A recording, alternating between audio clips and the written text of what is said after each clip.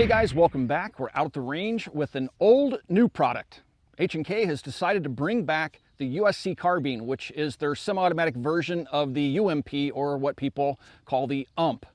Well, here's the new Carbine. I picked it up for myself from a local gun store for $1,400 for Father's Day, and we just got it out to the range today. And right out of the box, and this is the box that it comes in, I realized I didn't see something when I was shopping, and that something is a broken front sight. So the entire external gun is made of polymers, and I've always wondered just how durable those polymers would be. I get this brand new firearm out of the box. There's no signs of damage anywhere on the box, so it wasn't damaged in shipping. As you can see, there's no signs of damage anywhere on the box. I get it out of the box, and a big crack right down the seam where they mold the polymer together that I can pull apart with my finger. So look at that. How depressing is that? HK, come on, guys. So the good news is there's a roll pin that runs through the front here. It looks as though this can be replaced. I've shopped around hkparts.net. I mean, literally, I'm shopping on my phone out here at the range today to find a new front sight for my brand new gun. And they don't list a factory OEM site, but they have an XS Big Dot site for $84. So for another $100, I get to fix H&K screw up with their polymer gun. One other thing we noticed while we were loading magazines, I mean, I'm starting off this video on a great note, aren't I? I mean, what is happening with these companies that are known for quality producing garbage again? I mean, like, it's not garbage, I don't think, maybe, unless the gun explodes in my face today. But this is, this is one of the 10-round magazines. And this is one of the other ones. It comes with two. Now, you'll notice I can put around...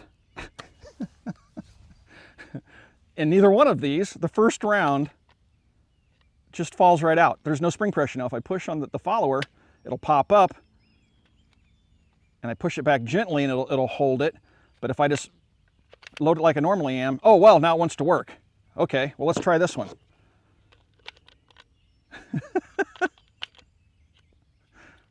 Pop the follower back up. So, guys, wow. I mean, HK, what is wrong with you? Well, maybe the both mags will work. Let's have to load them back like this so the rounds don't fall out. This one seems to be working. So it does hold 10 rounds. It's a non-staggered magazine for import reasons.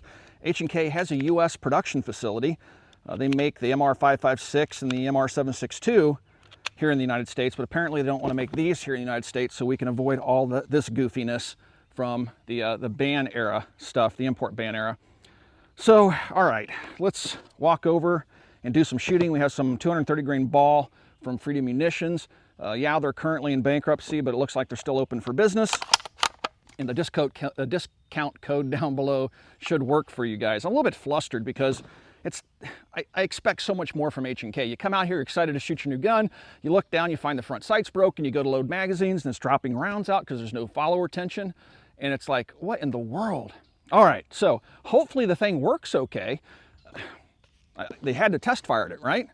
Yeah, I'll go pick that other mag up later. Let's walk over here and fire the first 10 rounds out of this thing. I tell you guys, I remember when these came in originally. I believe they were gray. This one's black. All right, we have a challenge target down there, just I don't know, 25 yards away. Magazine locks in okay. It loaded. Let's put it on fire and see if the sights are remotely on. My broken front sight. Yep, sights are on.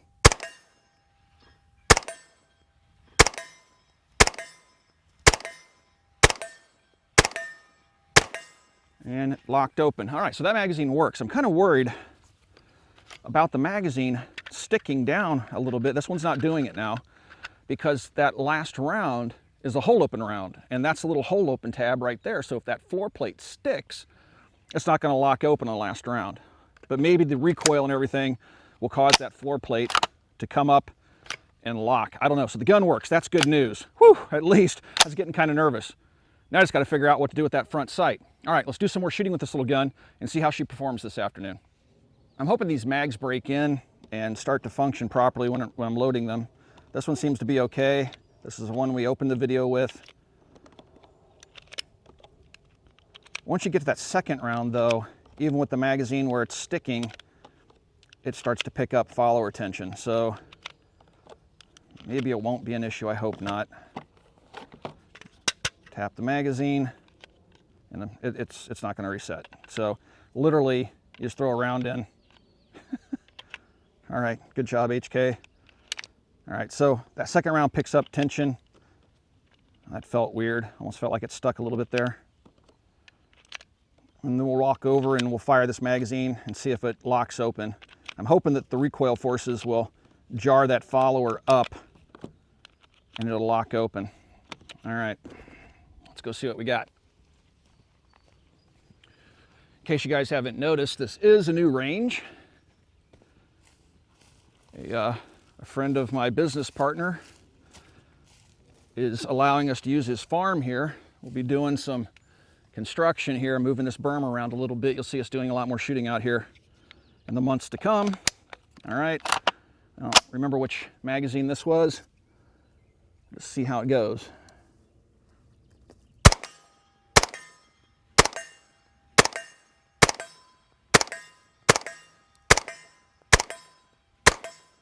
The ejection seems to be a bit erratic. It's throwing spent cases that way, that way. I never like to see that.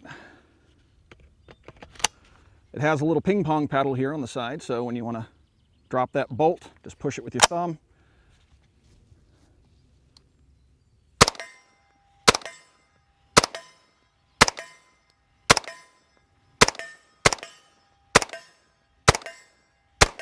And it locked open, I can tell. Okay, so that magazine is going to go ahead and lock open, which is good news. The recoil impulse on this thing is really abrupt. It's nowhere as controllable as the old MP5 and 9mm. I've shot these on full auto, and the sight picture is just like a blur. So I'm not even sure why H&K did this. I think it was for the US law enforcement market, maybe, because I know 45 ACP isn't all that common overseas. But yeah, I think this in 9mm, which they did make an UMP in 9mm, would be a much better solution. But they've gone from the roller locking MP5 to the UMP with a big, massive, straight blowback bolt. And so with the polymer housing and that big, massive metal bolt, you get the gun moving around quite a bit. And with the 45 ACP, it moves around quite a bit more. So it's very disruptive to the sight picture, even on semi-automatic, and it definitely has more recoil, perceived recoil, than something even like a 5.56 AR-15. But it's still a cool piece of history. When you buy your new USC, you will find in the box the gun. Hopefully yours doesn't have that broken front sight, and I realize that's probably just a fluke, but you'd think quality control would catch that. You'll get your gun, an owner's manual, and a lock, and 2 magazines, plus the gun.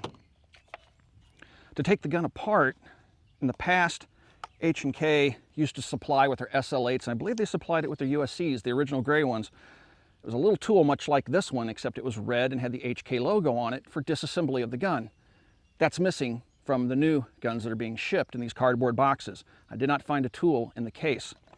Take the gun apart, because you don't have push pins on the semi-automatic, you have these screws which are Loctited, which means they can back out if that Loctite wears under recoil and while you're shooting the gun.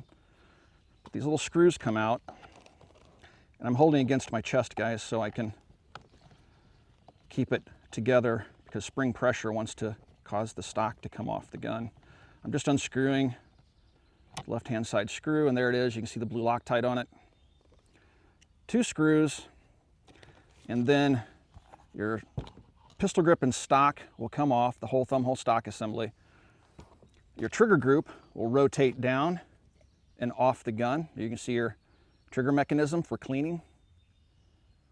And then on the inside, you're going to find your recoil spring, and note the end of the spring that has this little cone on it, because this has to be facing back like this where my thumb is for proper assembly. And then inside you're going to have that big massive bolt, which is really a heavy hunk of steel. That is it.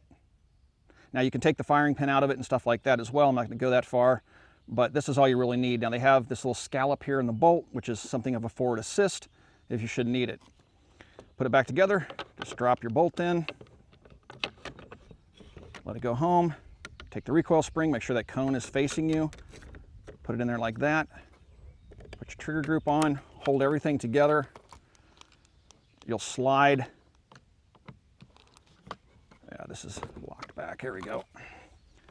Slide everything forward. The pistol grip will slide onto the trigger mechanism. Come on. There we go. Everything will slide together like that.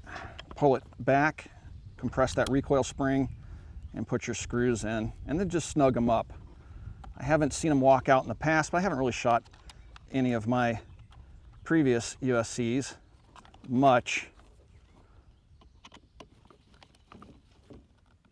I'll show you why. Just snug it up here. And you can see I'm just tightening up that last screw, and it's back together. So not exactly military simple for disassembly, but doable. Just make sure you bring your own metric wrench to the game when you decide to field strip it.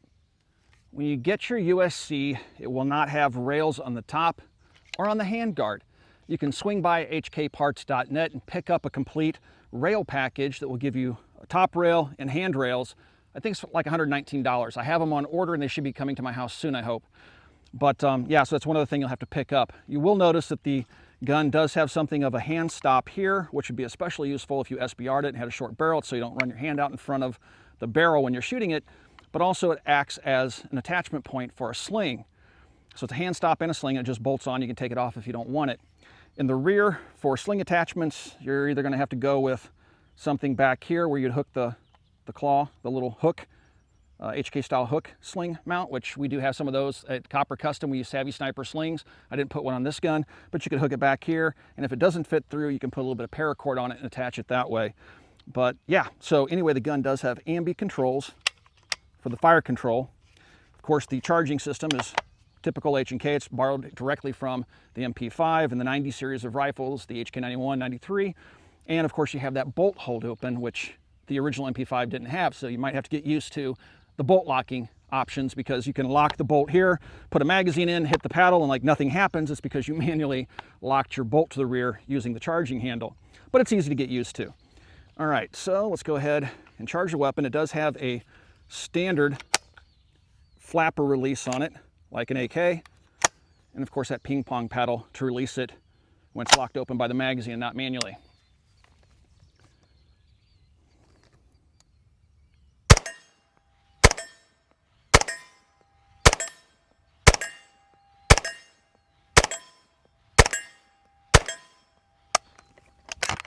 And a malfunction.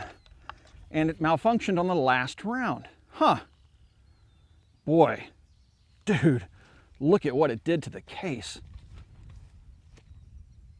Holy cow. What a spectacular malfunction. It just like almost punctured the case.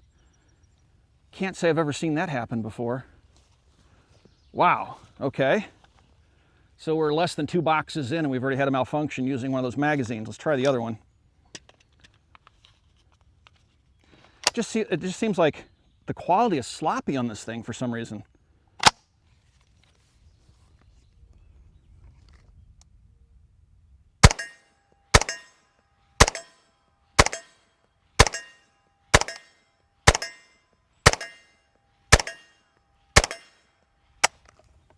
Now it's just not locking open, and that, my friends, is because that magazine, as I'd worried about, didn't come all the way up.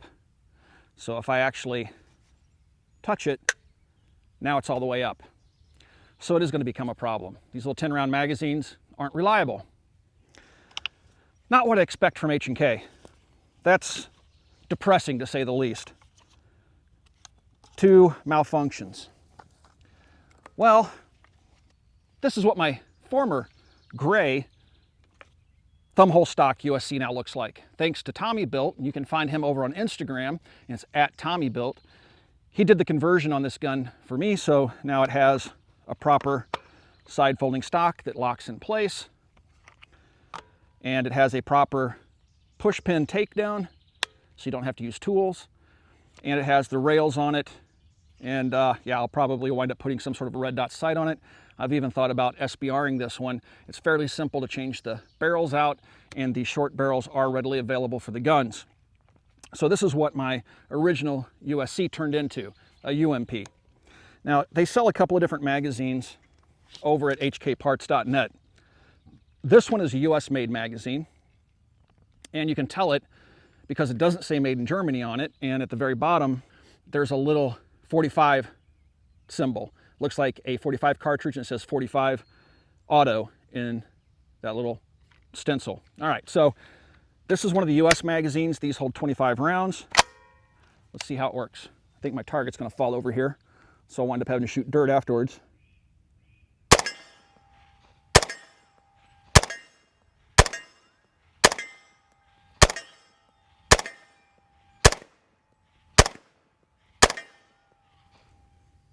It was bladed away from me and it just fell over. All right, we'll shoot dirt clods.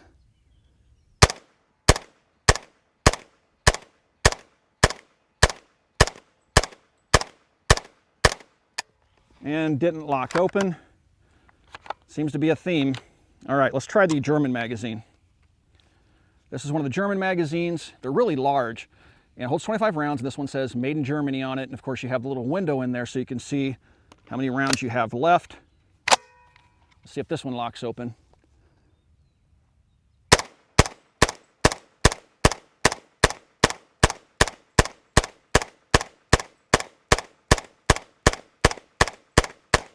Yep, it locked open. I've always been kind of curious, what does a 16-inch barrel do to a 45 ACP? Does it increase the velocity? Because keep in mind the 45 ACP 230 grain bullet is typically going right around the speed of sound or just under it. So let's go ahead and set up the lab radar. We have the Tommy built UMP, and these are some Freedom 230 grain loads. And we get 1037. So really, we haven't seen a boost in velocity. 1027. So we haven't seen a boost in velocity with that 16-inch barrel. So looks like 45 ACP does not, as I lose my voice, does not benefit from the additional barrel length. Thought that's kind of cool.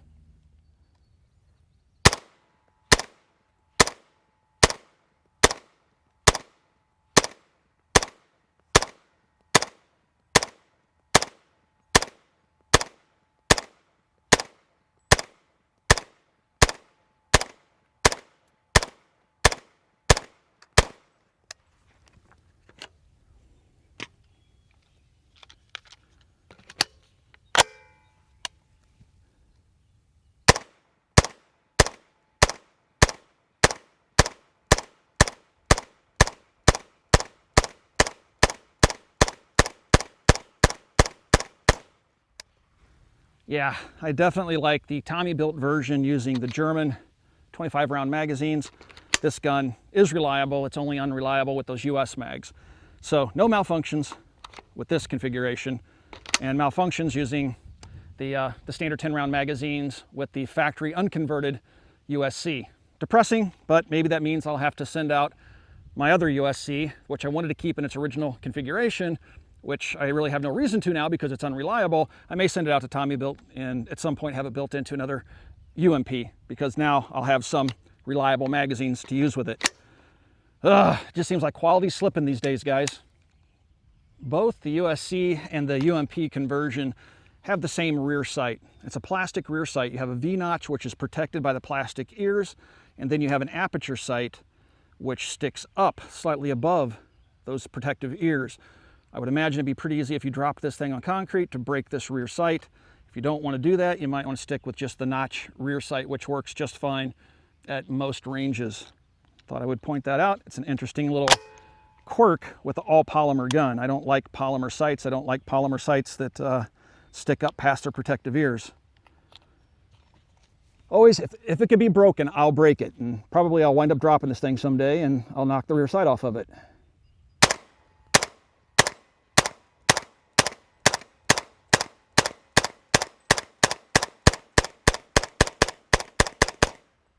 All right, yeah, this thing runs like a sewing machine with these German mags.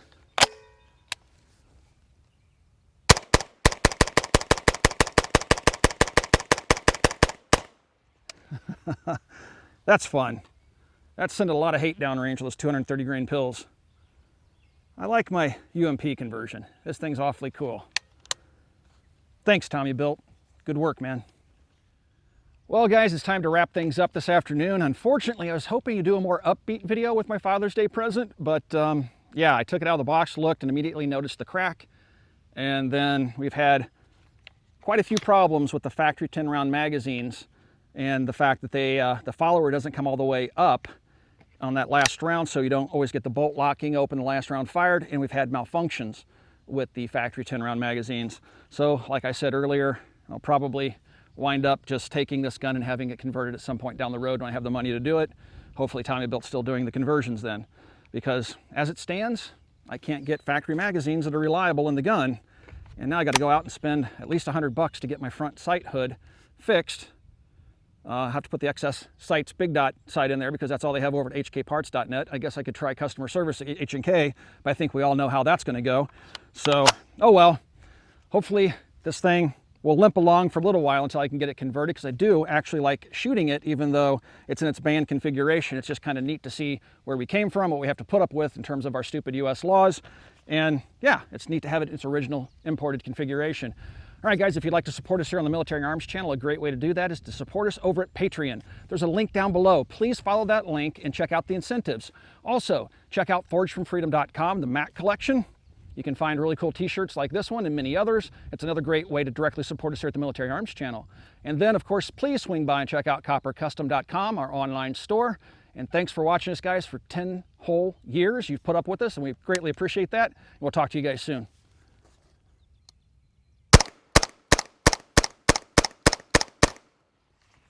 It worked. But wait, there's more.